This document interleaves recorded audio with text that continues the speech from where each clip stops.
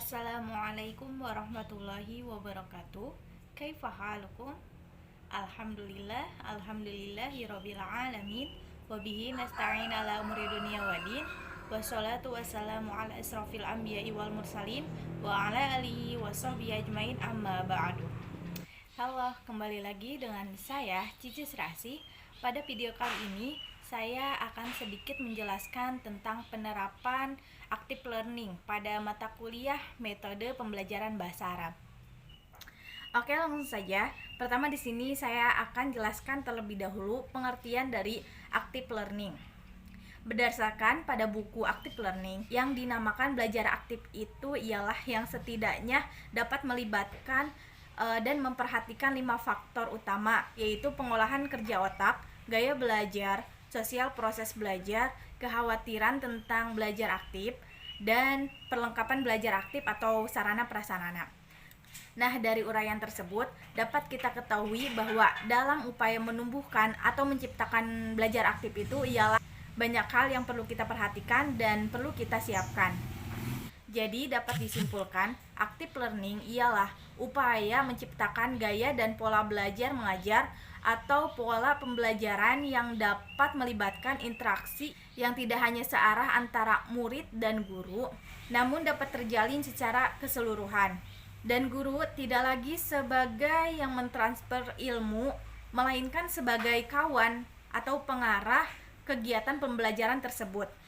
Sehingga siswa tidak akan hanya duduk, tetapi bisa aktif dengan mau bertanya, mencari, komentari, bahkan menjelaskan menurut apa yang telah dia ketahui dan pahami. Next, selanjutnya urgensi pada metode active learning. Di sini yang pertama ada mendorong keterampilan berpikir kritis. Yang kedua, melatih siswa dalam membaca kritis dan mendetail. Yang ketiga, mencapai tujuan pendidikan melalui keberagaman dalam kegiatan pendidikan. Yang keempat, mendukung kepercayaan dari siswa terhadap berbagai bidang pengetahuan. Dan yang terakhir itu membantu siswa untuk memprioritaskan masalah penting. Oke, next selanjutnya ada asas-asas metode active learning. Yang pertama, melibatkan siswa dalam memilih sistem kerja dan aturannya. Yang kedua, melibatkan siswa dalam menentukan tujuan pendidikan mereka. Yang ketiga, mengizinkan untuk mengajukan pertanyaan kepada guru atau siswa satu sama lain sesuai dengan mekanisme yang telah disepakati sebelumnya. Yang keempat, diverifikasi sumber belajar dan pengetahuan serta mengarahkannya kepada mereka. Dan yang kelima itu mengamati kebebasan memilih. Ya, selanjutnya yang keenam itu menyediakan lingkungan belajar yang nyaman dan menyenangkan, yang mendorong belajar dan merangsang pemikiran dan juga dapat dibentuk dalam kelompok. Yang ketujuh itu penggunaan metode dan strategi pembelajaran yang berpusat pada siswa yang sesuai dengan kemampuan mereka. Selanjutnya yang kedelapan itu melibatkan siswa dalam evaluasi diri dan rekannya serta dapat mempelajari mekanisme evaluasi yang digunakan. Selanjutnya yang kesembilan itu menyebarkan suasana ketenangan dan kesenangan di dalam kelas. Yang kesepuluh, memberikan kesempatan kepada siswa untuk berkomunikasi ke segala arah dengan siswa maupun guru. Yang kesebelas, mempertimbangkan perbedaan individu antara siswa untuk mencapai cara belajar terbaik melalui penggunaan berbagai metode yang sesuai untuk semua siswa. Yang ke-12 itu mempertimbangkan bahwa pembelajaran itu realistis dan terkait dengan kehidupan siswa dan bahwa contohnya bervariasi. Adapun yang terakhir yaitu menggunakan segala cara untuk pembelajaran siswa seperti membaca, menulis, acting, dan bermain peran dan juga eksperimen serta metode lainnya. Oke, next pada karakteristik metode active learning. Dalam karakteristik metode active learning di sini ada 5. Pertama, penekanan proses pembelajaran bukan pada penyampaian informasi oleh pengajar, melainkan pada pengembangan keterampilan pemikiran dan analitis dan kritis topik atau permasalahan yang dibahas. Yang kedua, siswa tidak hanya mendengarkan pelajaran secara pasif, tetapi juga mengajarkan sesuatu yang berkaitan dengan materi pelajaran. Yang ketiga, penekanan pada eksploitasi, nilai-nilai dan sikap berkenaan dengan materi pelajaran. Yang keempat, siswa lebih banyak dituntut untuk berpikir kritis, menganalisis dan melakukan evaluasi.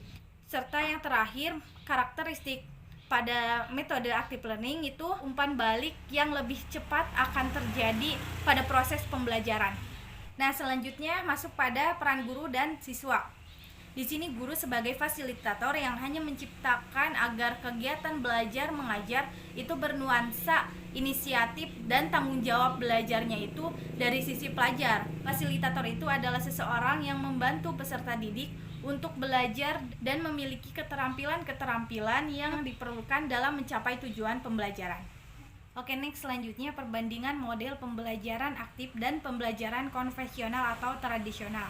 Perbedaan model pembelajaran aktif dengan model pembelajaran tradisional di sini seperti ceramah, yaitu pertama, model pembelajaran aktif berpusat pada siswa, sedangkan model pembelajaran tradisional itu berpusat pada guru.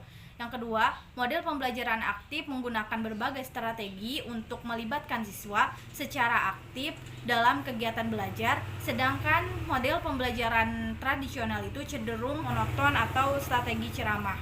Perbedaan selanjutnya, model pembelajaran aktif umumnya lebih disukai oleh siswa karena membuat mereka lebih aktif dan memberikan kesempatan untuk menunjukkan ide-ide mereka.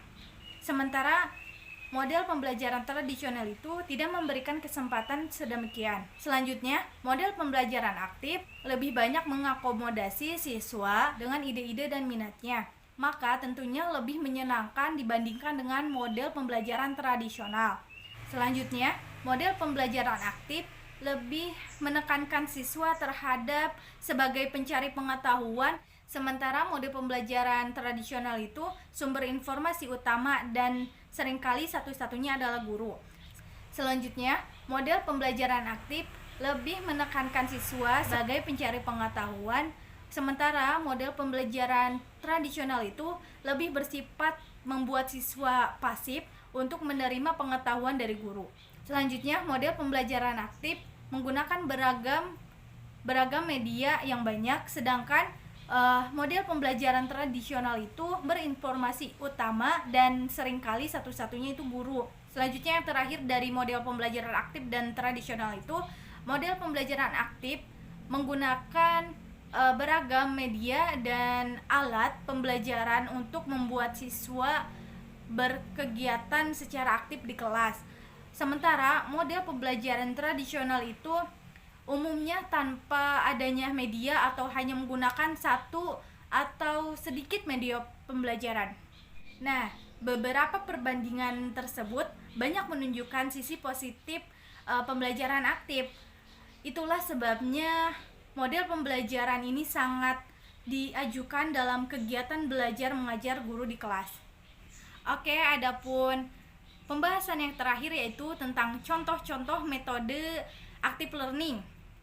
Pertama di sini contohnya ada benar atau salah. Metode ini merupakan aktivitas kolaboratif yang mengajak siswa terlibat ke dalam materi secara langsung, dan metode ini meminta kepada siswa untuk menyatakan benar atau salah atas pertanyaan yang ditulis oleh guru pada masing-masing kartu. Contoh yang kedua ada pembelajaran terbimbing. Metode ini merupakan aktivitas untuk mengetahui tingkat pemahaman siswa atau untuk memperoleh hipotesa. Metode ini meminta kepada siswa untuk membandingkan antara jawaban mereka dengan materi yang telah disampaikan oleh guru.